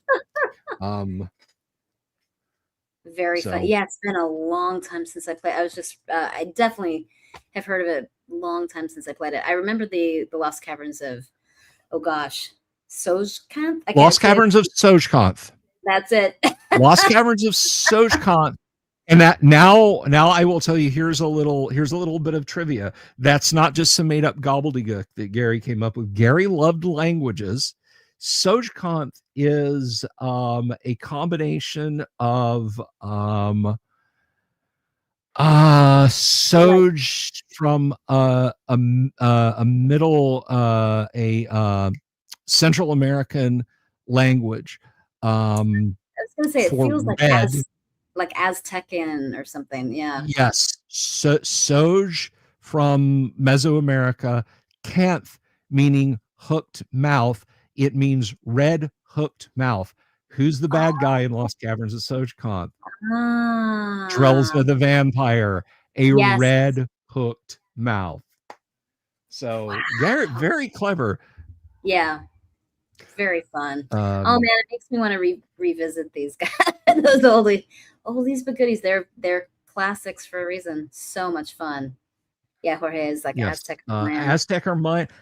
I'm not sure, Jorge. I did some digging. Paul Stormberg and I kind of got on a rip one night, and we're talking about it on the phone. But ask me, like, shoot me an email or something, and I'll try and find our notes that we made up. So there was something. Oh, right. So this is something else we talked about last time you were here, but I love talking about it anyway. So I'm going to ask you. And you said something that I love telling people. So I won't steal your thunder, but who are some people that you have met that it would surprise the hell out of us to find out play D&D in your line of work? Oh gosh. You know, and if you can't name names, if you don't want to be like, me and you know. Me and Brad Pitt, had a Oh rolling up a gosh. character. No, I mean, I worked with Martin Short, but I don't think he played D&D. We didn't get a chance to really talk. Uh, just trying to think of some of the folks. It's interesting because I've worked with a lot of theater folks who love to play D&D, but I don't know if they'd be known in this realm. But God, I'd love to play with like Jason Momoa, any of those guys, Right. Yeah, that'd be very fun. Who have you played with, or who would you love to play with? Who you're like, oh man, I wish this person loved to play D&D, or Okay, so that's a good question. I would love to play D&D with you. Ah, I would love it. I would love it if we could just not even on stream. Like if you were like, Bill, guess what? I want to play in your Monday night game. Can I please? I'd be like, hell yeah. Um, man, uh, that would I be amazing. have. I'd love to see. I would love to DM for you since you're a forever DM, pretty much. It's like I would absolutely adore it. I would adore it. Let's make that happen. 2026, Bill and Laura Gaming. There we go. But so here's my take on it. My attitude. So I'll tell this story, and I'm only telling the story in this context because I know him and I think he's an awesome dude. I went in 2023. I was invited over to Eric Garland and Heidi Gygax Garland's house to play their module that had just come out or was just coming out. And we sat there, and I was flanked on either side by some really cool people, and I had a ton of fun gaming with him. And the guy to the right of me, just something in the back of my head was going, why does this name ring a bell? Why does this name ring a bell? And so I just kind of surreptitiously, I didn't make a big deal of it. We were just kind of breaking, taking a break, and people were chit-chatting. And I scrolled through my phone. I was like, oh, okay. All right. Okay, cool. And then I just put my phone down, and we just went back to playing D&D. And the gentleman gaming with us was Pat Kilbane, Oh, who was cool. on Mad TV for years. Yeah, Pat. He was in your line of work for years and years and years, and he did a documentary a couple of years ago. I really recommend it. I think you and your husband would love it. It's called The Dreams in Gary's Basement. It is about the creation of D&D. Oh my gosh, that's amazing. Oh yeah, and he was an evolution. And so, Yep, neat. yeah, here I sit next to Pat Kilbane. Now, I one of my Monday night guys, Alan Grohe, runs games regularly, or has run games at GaryCon, and he had a bunch of people come into his game, so on, and he was telling me who all was playing with him. And he was like, do you know who these people are? And he rattles, and I think he played that night at GaryCon with I've just gone blank, with Tom Morello from Rage Against the Machine, and with Luke Wilson. They were at his gaming table. Oh, how fun. And here's the thing is, I know that famous people who show up at events or comic store or wherever to play D&D, 99% of them just want to play D&D, not play, do you know who I am? Right. It's right. like, make sure I have my Pellegrino, and I want, at least 3 feet between me and the other gamers. Do not, no cell phones are allowed at the table. You can speak to my agent when you have a question for my character. And, that 99% of them are just there to game. And consequently, and I want to say this in the most positive, uplifting way I can, I don't care. I literally, if you show up, if I rocked into Gods and Monsters one Sunday or Saturday, and here's, Jason Momoa and Tom Morello and Henry Cavill and Martin Short, Yeah. Yeah. You know, all these people just boom. I'd be like, well, that's something interesting. I can tell people, okay, guys, let's play. Yeah. I'm not gonna freak out. So to come back to your answer, or to come back to your question and give it the answer, who do I want at my table? I want people who are engaged and are there because they love D&D or at least have an interest to play. And I will tell you, I was at Gods and Monsters once. This was back 2017, 2016 even. And there was a gentleman, I had like a 9x6 table full of Dwarven Forge. And I had 1E player's handbook at every spot for the people who were going to come and play. Um, you know, I had the black cloths over everything for Fog of War. And there was a guy coming over and he's checking it out. And he was about my age. And he said, wow, is this what do you got, like a Warhammer here? I was like, no, this is Dungeons and Dragons, but you know, Warhammer's cool too. And he's like, oh yeah, you know, back in when I was in 8th grade back in the 80s, I wanted to play D&D, but you know, I guess I really, the other guys didn't want me gaming with them.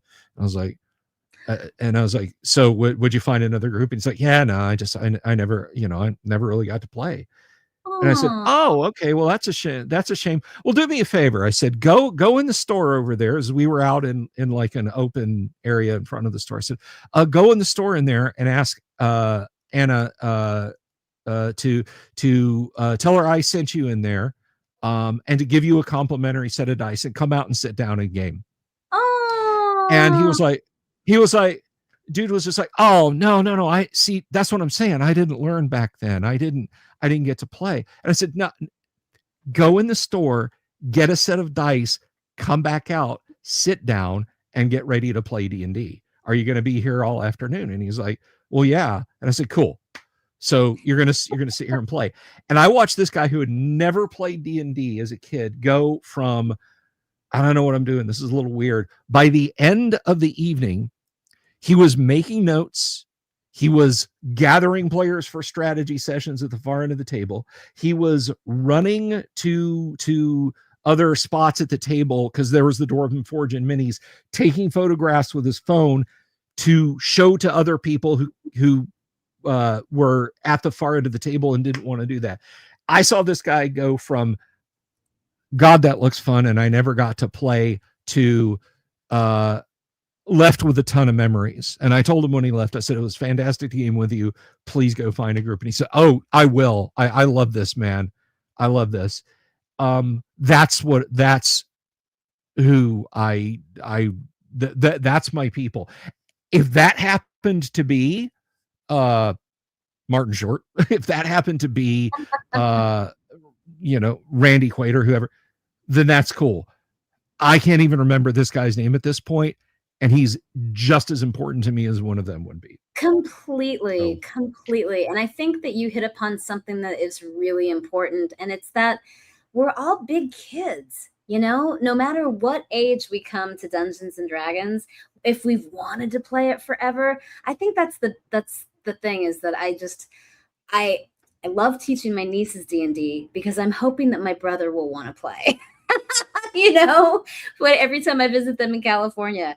And exactly what you said, Bill. It's like, you know, it's funny what you just said there made me think of something my acting teacher often says, and things that I've seen in class, where it's like, I saw some kid play Hamlet that was freaking amazing, and he had this New York accent, and you know, to be or not to be, and it was freaking amazing. It's like, I would never see that anywhere except in a place where play is encouraged and play is okay. And you gave that guy such a gift. And I want to give a shout out to the players who take notes. I love that you said he took notes.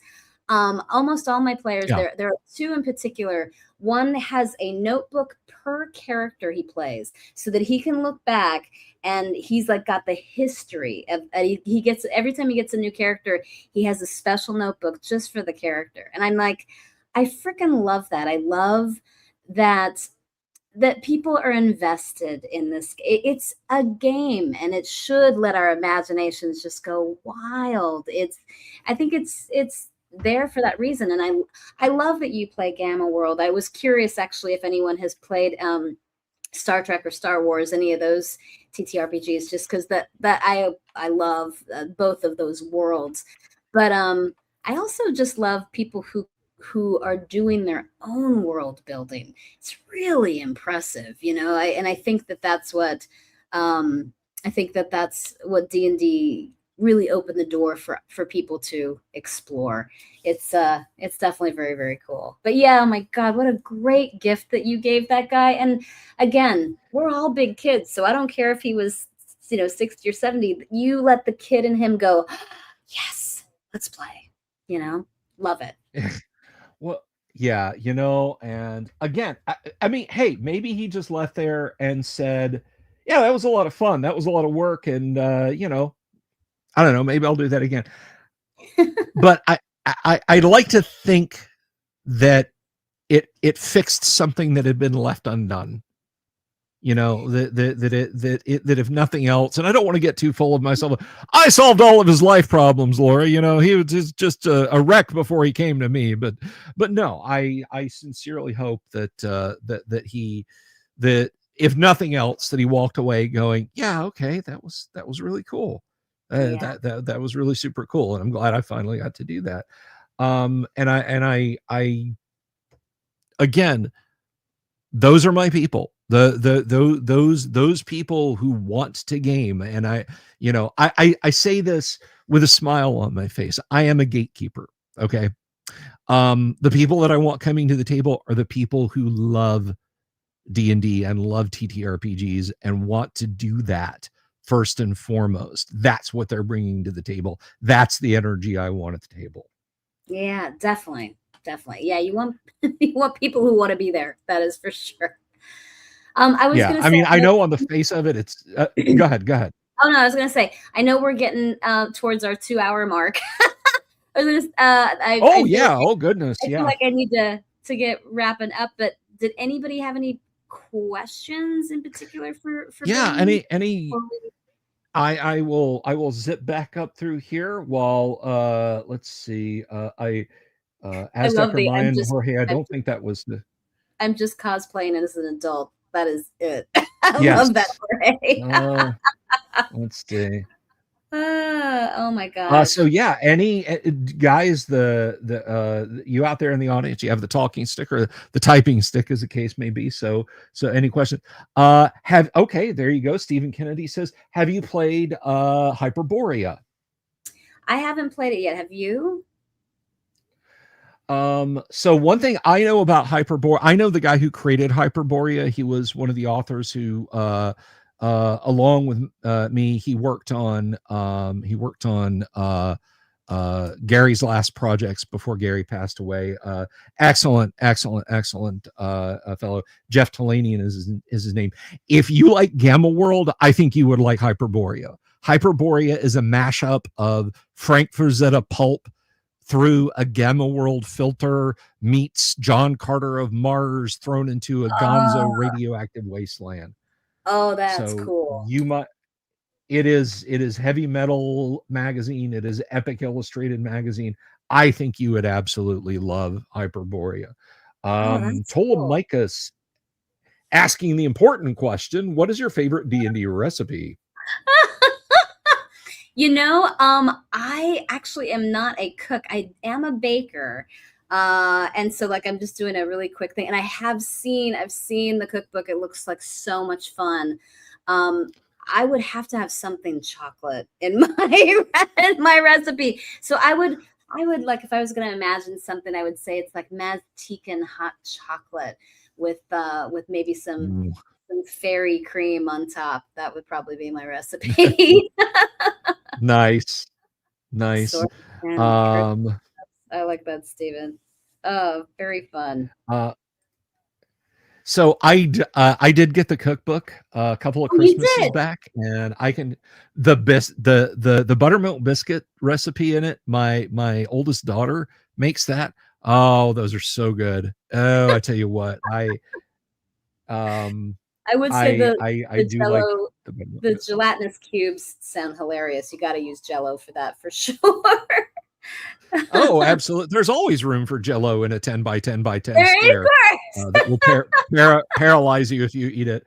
I actually have. Is it over here? It's not over here. Somewhere around here, I have the gelatinous cube mini that Whiz Kids put out. That's got a socket for a miniature. It's, you like pop the bottom off and set a miniature in it, and then set the cube down over them. Man, I will say I'm Googling some of these. The Moonshay seafood risotto sounds amazing. God, yum. Well, yeah, seafood risotto. That sounds fantastic. Boiled rot grub Showing my.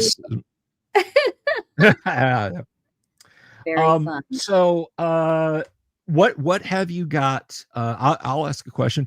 Any projects on the horizon? Not necessarily D&D related. What's happening? I am going to be playing Mrs. Potts in a concert version of Beauty and the Beast here in New York. Excellent. So I'm really excited about that. And I've had some really fun auditions for musicals and films. So I just got a script for a short film that's really playing a very cold character, kind of like oh gosh, from Severance. I'm blanking on her name. One of the Arquettes. She's so good.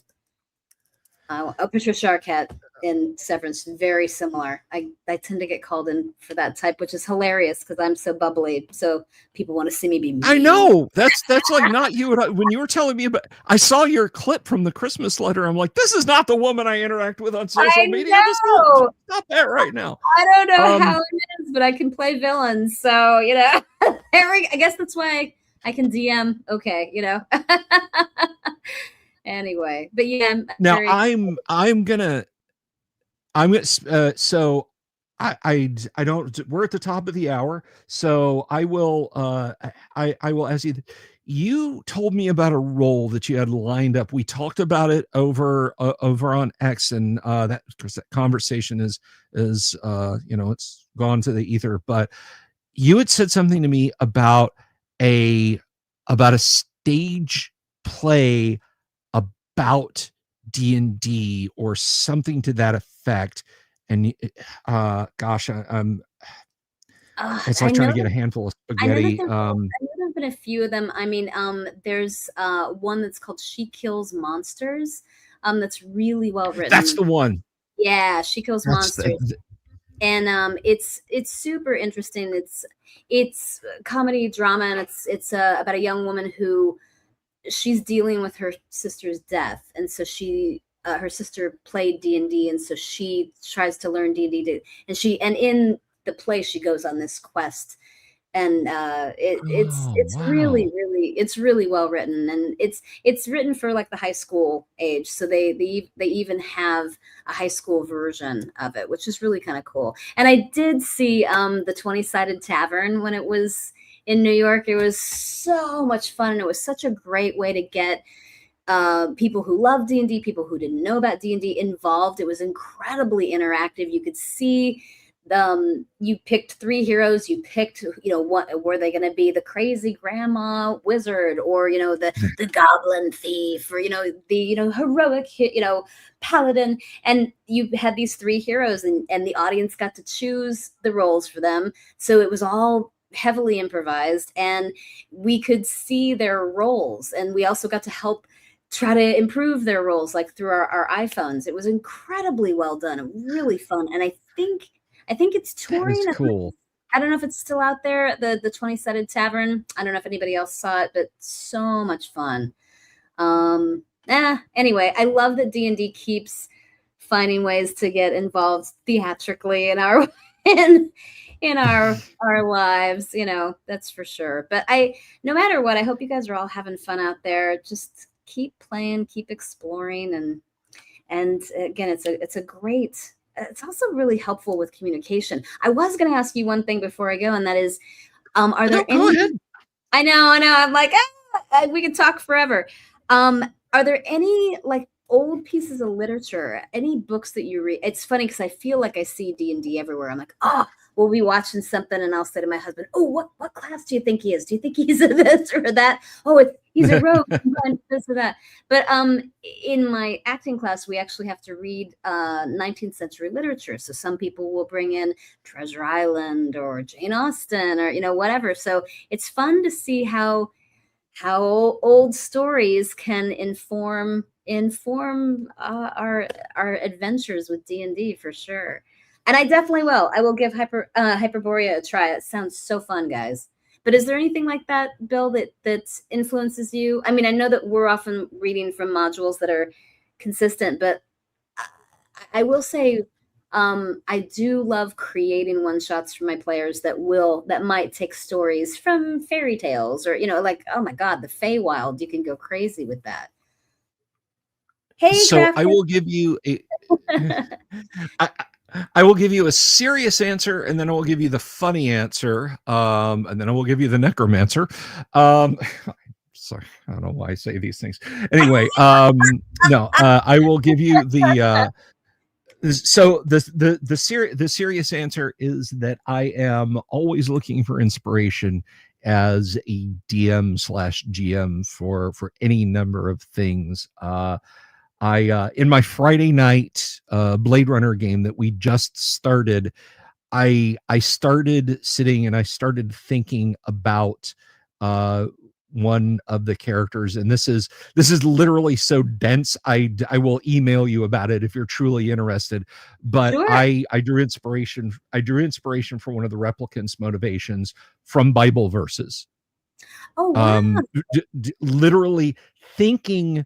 Here is essentially a vat-grown human who has discovered that they were purpose-built to perish in 4 years, and that their desires, their wants, everything like that is literally just written into some strings of memory RNA, and then they drop dead. What does that do to you if you spend a good chunk of that 4 years building up a system of belief and faith? And I turned to the Bible and I started looking, and I said, okay, what would this replicant believe under those circumstances? That's a little heavy, so we'll switch over to the funny. But the funny one is when my oldest was a toddler, her favorite Disney movie was Aladdin. The 1994, yeah. I think, Aladdin. Robin Williams. And I have statted every character in Aladdin. I've completely worked out their alignment, their level, their class, everything. I can recite it off the top of my head. Jafar is a lawful evil 9th level magic user. The genie turns him into an Ifrit. Genie is a noble jinn. Aladdin is a 7th level thief. Apu, a 7th level neutral good thief. Apu is a chaotic good, kind of a specialty class. As a monkey, he's semi-intelligent, but the high end of semi-intelligent. Jasmine is an active commoner, so give her I would say 6 hit points, but by the end of it, I would say based on what she's picking up, she'd be a 1st level thief in terms of ability. I have problems, Laura. I have deep-seated problems. I told you I do the same thing. That's so fun. That is absolutely adorable. And I was reading that Robin Williams was fond of D&D and Warhammer as well. So that's yes, he was. There's a wonderful story that originated on Reddit probably 15, 20 years ago when Reddit was in its infancy. A game store owner in San Francisco was closing up his shop. It's 6:30. He ran off the last of the gamers and he closed it up, locks it, turns off the neon sign, and somebody's banging on the door and he can't see who it is because there's like a promotional poster in the door, and he yells, "We're closed." And bang, bang, bang. And he goes over and he stands in front of the door and he can see legs on the other side. And he says, "We're closed." And someone ducks down under the poster to look in there. and yells, we drove all day, please, can you just give us 5 minutes? And the person ducking down and looking through the door was Billy Crystal. Oh my gosh. Wow. And he was like, oh, okay, well, I think I could do that. And he opens the door. It's Billy Crystal, his kids, Robin Williams and Zelda Williams. And they came in the store and they dropped a few dropped a few grand on stuff and hung out, and we're so appreciative of it. That is I love that story. That is so awesome. I do have to give it a shout out. Let's see. Graph Paper Architect says, "What is Iago?" What would be Iago? So Iago is a quasit. As I said, Jafar is a lawful evil magic user. As we all know, if you read the stats for the quasit in the monster manual, quasits are chaotic, evil, abyssal beings, sort of semi-demonic, who can polymorph themselves. Their goal is to get the lawful evil person, lawful evil magic user, dead, so they can steal their soul and take it to the abyss before they can go to the hells and become more powerful. So that's what Iago is. Iago is a polymorphed quasit in the form of this wisecracking parrot. Like I said, Laura, I have problems. No, you don't. You're absolutely fine. Well, listen, friend, when are you coming back? You're coming back. Right? We should definitely do this again. So much fun. I loved getting to chat with everybody. Just such a great community, and that's one of the reasons I love. God, I could talk about D&D all day, and I feel so lucky that I get to wake up and talk about D&D pretty much every day with my husband. I wish that for every D&D fan, that you have someone you could talk about it with. But this was such a delight, Bill. Thank you so much. Thank you for coming by, Laura. I really, really appreciate it. And hopefully we can get together before 2 more years passes by. But definitely, regardless, time. We must be having fun because time is flying, right? Exactly. Well, listen, we have some schnapps and some baklava in the green room. Please help yourself. And Laura Daniel, everybody, check her out. Here is it at Laura Loves New York on YouTube? Yeah, I'm at Laura Loves New York on TikTok and Instagram. I think it's the same. Laura Loves NY is basically what it is. And Laura Loves NY. Yep. And I will put all that in the links for you folks to check out. Laura, have an absolutely lovely evening. Mwah. Good to see you. Oh my gosh, so good. Thank you for so much fun. Happy trails, everybody. Have fun adventuring out there. Happy trails. All right, everybody. Laura Daniel, so much fun. And for anyone who is tuning in now to see the Yes But game with Kyle, as I said at the top of the show, well, it's Kyle's youngest birthday, so Kyle will not be joining us tonight. Hopefully he will be here next week. We do love us some Kyle, and Kyle, we miss you, and happy birthday to the youngin'. Thank you so much, everybody, for tuning in tonight. It was an absolute gas to have you all. We had 91 of you maniacs out there watching. And hopefully, guests of Laura, you're not maniacs. You're probably all nice and normal people, unlike my usual audience, but I love you all regardless. So thank you, everybody, for tuning in. And let's all be careful out there, wherever you may be, because who knows, there could be an owl bear or two lurking somewhere in the background. Peace. Good night. I'll see you tomorrow. Have you seen my owl bear?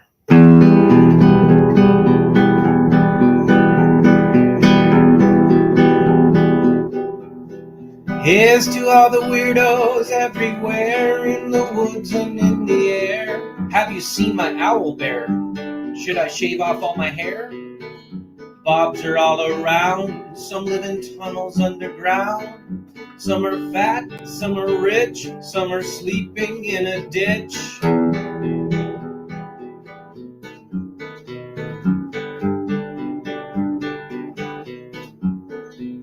Can you ride a crooked horse without a saddle, way off course? Naked as a toad, all the way to Smoky Joe's. Have you seen the little creep driving fast in his little green Jeep? He smells like fish and brandy, but his rotten teeth look dandy. Take me to the show, I don't care if fast or slow. From action flicks to dancing dicks, just take me to the show.